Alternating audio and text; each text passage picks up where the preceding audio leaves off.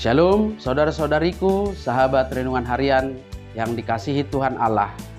Firman Tuhan yang menyapa kita hari ini di hari Kamis tanggal 2 Februari 2023 yang menjadi kekuatan dan inspirasi hidup kita tertulis di dalam Injil Matius pasal 5 ayat yang ke-8.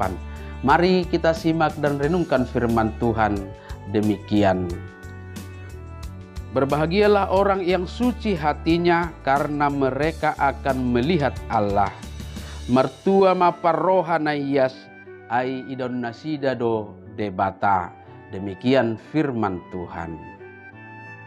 Saudara-saudariku, bahagia secara umum sering dipahami sebagai keadaan atau perasaan senang dan tentram, bebas dari segala hal yang menyusahkan.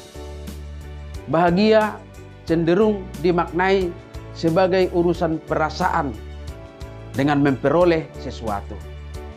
Kalau pemaknaannya seperti itu, maka banyak alasan bagi kita untuk berkata, aku bahagia. Sebab standar bahagia itu sendiri berbeda-beda. Pernikahan digambarkan sebagai satu momen yang layak disebut berbahagia. Wisuda, anak lahir, memperoleh keuntungan, dan banyak hal lainnya. Lalu ketika hal-hal itu kita perhadapkan dengan ucapan bahagia dalam khotbah Yesus di bukit yang dicatat dalam Matius pasal 5 ayat 1 sampai dengan ayat yang ke-12, maka kita akan menemukan makna yang sangat kontradiktif, makna yang sangat berbeda. Bagaimana kita dapat membayangkan seseorang disebut berbahagia ketika miskin di hadapan Allah?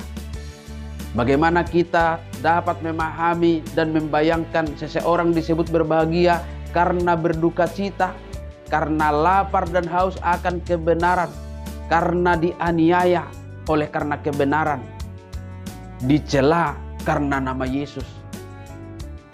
Inilah pernyataan yang membuat perbedaan yang sangat mendasar tentang memahami arti bahagia.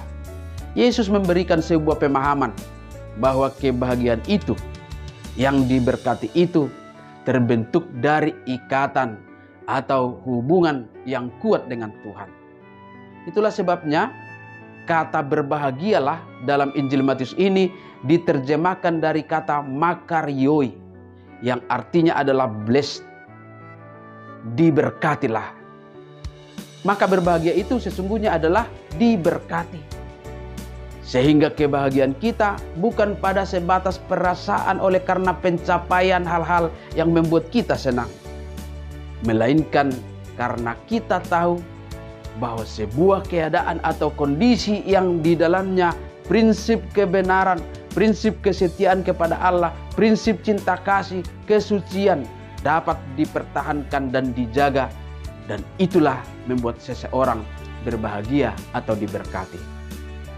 Salah satu sumber kebahagiaan itu dicatat dalam nas harian kita.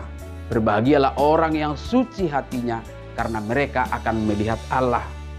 Orang yang suci hatinya adalah orang yang telah dibebaskan dari kuasa dosa oleh kasih karunia Allah, dan kini berusaha dengan tulus tanpa tipu daya untuk menyenangkan hati dan memuliakan Tuhan Allah.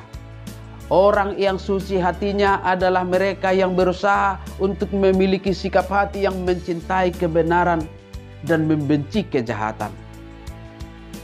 Hati mereka termasuk pikiran, kehendak, perasaan selaras dengan hati Tuhan, dan merekalah orang-orang yang akan melihat Allah, yang menjadi anaknya dan tinggal di hadapannya, baik sekarang maupun di masa yang akan datang.